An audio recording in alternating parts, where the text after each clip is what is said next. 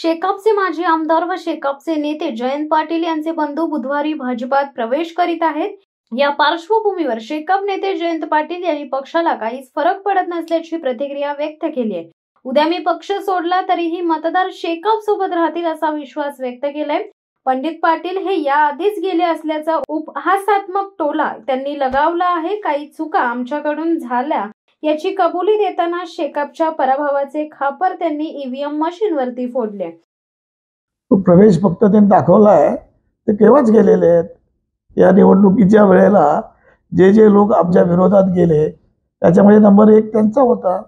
त्याच्यामध्ये काय नाही, पक्ष उद्या या ठिकाणी रायगड जिल्ह्यात कधी संपू शकत नाही, महाराष्ट्रात संपू शकत नाही। जे पॉकेट्स आमचे आहेत ते कायम आहेत आणि रायगड जिल्ह्यामध्ये 62 साली लोक गेले,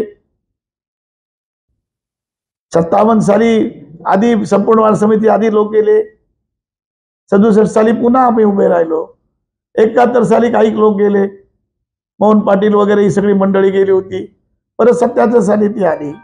यामध्ये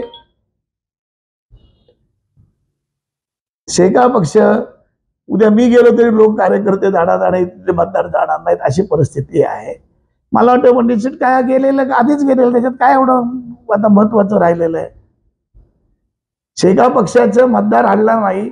आज पण या ठिकाणी एवढं वारा असताना 4.5 लाख मतं आम्हाला या रायगड जिल्ह्यात मिळालेलीच आहेत।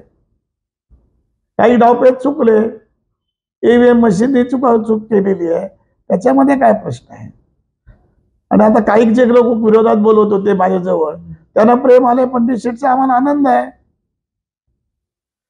जे म्हणत होते पंडित शेट असा आहे तसा आहे, आणि जे विरोधक आयुष्यभर पक्षाच्या विरुद्ध होते किंवा त्यांच्या विरोधात होता, त्यांच्या हाताला हात घालून जर उद्या जायला लागले, ते शेका पक्षाचे जे हितचिंतक आहेत, मतदार आहेत, जे पक्षाला मानणारे आहेत, जे लाल बावट्याला मानणारे आहेत, ते कदापि हलणार नाहीत। आज काय आम्हाला 5-10 हजार 10,000 मतं कमी पडली, ते करू कवर, आमच्या चुका झाल्यात त्यांना कळलेलं आहे। पण गेलेले आहेत, पण त्यांना अधिकृत घ्यायला जवळजवळ 6 महिने वाट बघायला लागली, त्याचं मला दुःख होतंय। शिवसत्ता टाइम्ससाठी धनंजय कवटेकर, अलिबाग। धडक बेधडक वृत्त देणाऱ्या आपल्या शिवसत्ता टाइम्स न्यूज चॅनलला लाल बटन दाबून सबस्क्राईब करा आणि बेल आयकॉनला क्लिक करायला विसरू नका।